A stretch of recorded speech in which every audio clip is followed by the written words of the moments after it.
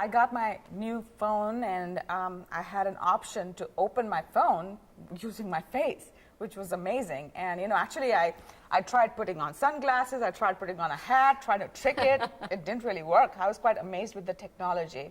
And then around this time, there were all these reports of this technology, facial recognition technology being used at airports and passport control. And I just started thinking about, who uses this technology? How do they use it? What do they do with the data, the pictures? And I kind of talked to Brian about it, and we started talking. Yeah, so we know that this technology is mainstream at this point. It's nothing new. It's really everywhere. And so one of the questions that we had, and we knew that law enforcement had used it, but we didn't know how many law enforcement agencies here in North Texas used it and how they were using it. And so, Aparna, you really just started asking questions and going really department by department. Yeah, so we had like a set of questions, and we just sent it to like a bunch of big. Yeah. So you canvassed all of the major, DFW. Yes. And we sent a set of questions to all of them, and then we found out that there were quite a few that were using it. And actually, Brian went and checked out, they gave a behind-the-scenes look. One of the departments, police departments, gave Brian a behind-the-scenes look of how this works. This is typically what we get right here. And I have to admit that I was surprised by, I figured that there would be some. We found 7, right? 7 departments here in North Texas that were using it. Some state law enforcement agencies also using it. But I think what was surprising is some of these departments had been using it for 4, 5 years. That's what stuck out to me about your story, that they had been using this and it was kind of flying under the radar of a lot of people.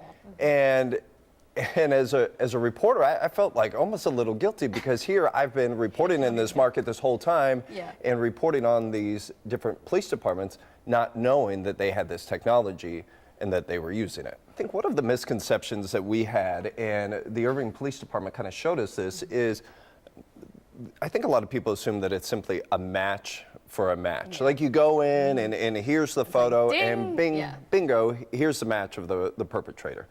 Well, at least with the Irving Police Department, and they were the only ones that kind of showed us how their system works. So other police departments, we were told their systems were pretty similar. But they'll enter a photo, and then the result is 200 people. And each person is given a score on how closely they resemble the original picture. And so it's not a match for a match. And the Irving Police Department said then they have a detective that looks, and they really pointed out to us, and this was one thing I know that they had called you after we did the interview and wanted to really make sure that we got the message across that this is just a tool, this is something that detectives can use to gain a lead in a case, but it's not, we're not going to run this picture and someone's picture pops up and we're going to go make an arrest. Some of them didn't have any policy, or they didn't give us anything, or they said we have no response to this request.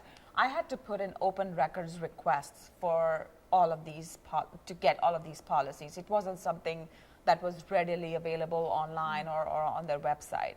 So that was the other, like an added step that I had to go through to kind of get what the policy was. And privacy advocates pointed this out as a concern of theirs because Texas law, so Texas is one of the few states that has a law about facial recognition system as it applies to private companies. But when it applies to law enforcement, it's kind of vague. Basically, all it says in there, and we asked some legal experts, is as long as it's part of an active criminal investigation, well, you can use the technology. Well, that kind of opens it up to a lot. Very broad. I think anything could happen, especially if there's no policy on the books. I mean, that gives them a very wide range of options that they could bring people in for. The genie's out of the bottle. This technology is not going anywhere, but I think we have the opportunity now to set the parameters on what, as a society and as communities, that we're comfortable with what uses law enforcement can have on it, and any regulations, that now is the time to have these discussions and set them before we get too far down the line.